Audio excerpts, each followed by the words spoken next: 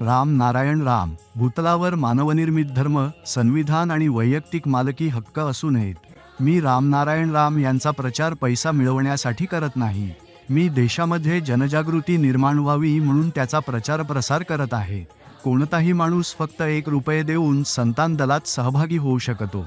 मी लोकांना सांगतो की जर तुम्ही तुमच्या देवाशी जोडलेले असाल आणि त्यांच्यात शक्ती असेल तर ती दाखवा, कारण मी सुद्धा राम नारायण राम जपाची शक्ती दाखवणार आहे. ज्याने मला या पृथ्वीवर पाठवलं तोच माझा प्राण घेणारा आहे.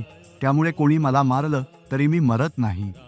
मी धर्म घेऊन या पृथ्वीवर आलो आहे. माझं शरीरच धर्म आहे. मी स्वतःची पूजा करेन. मला स्वतःला कसं चालवायचं हे मला माहीत आहे. धर्मासाठी मायेचा आसरा कशाला हवा?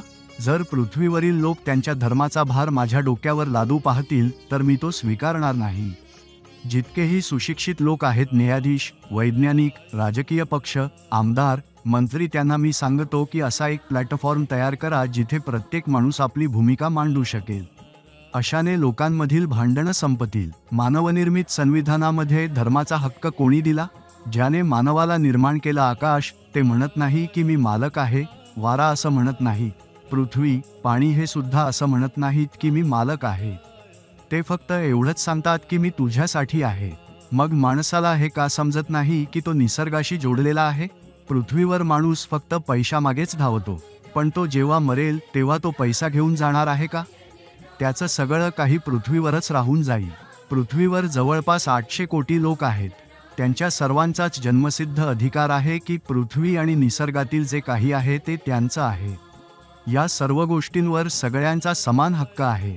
झाडं, वनस्पती, पृथ्वी, पाणी, हवा यांचाही तितकाच हक्क आहे. जर आपण त्यांना प्रेम व सन्मान दिला नाही तर ते आपल्याला सोडून देतील का? नाही, ते आपल्याला सोडणार नाहीत. पृथ्वीवर असा एकही माणूस नाही ज्याच्याकडे काहीच समस्या नाही. पृथ्वीवर जे अनेक धर्माचे ठेकेदार आहेत ते सर्व चोर आहेत, एकही प्रामाणिक नाही. मी सरकारला सांगतो की तुम्ही फक्त 1 वर्ष माझ्यासोबत जोडलात तर सगळं काही सुधारेल. पृथ्वीवर एकही धर्माचा ठेकेदार उरलेला नसेल. पृथ्वीवर कुणी वरचं कुणी खालचं असं नसेल. कुणाचाही वैयक्तिक मालकी हक्क नसेल. सारे देश धर्माच्या मागे का पळत आहेत? पृथ्वीवर एकही धर्म नाही. जेव्हा मी बाहेर जातो तेव्हा अनेक लोक मला मारण्याची धमकी देतात. जर पृथ्वीवरून वैयक्तिक मालकी हक्क काढून टाकला गेला तर सर्व काही योग्य होईल.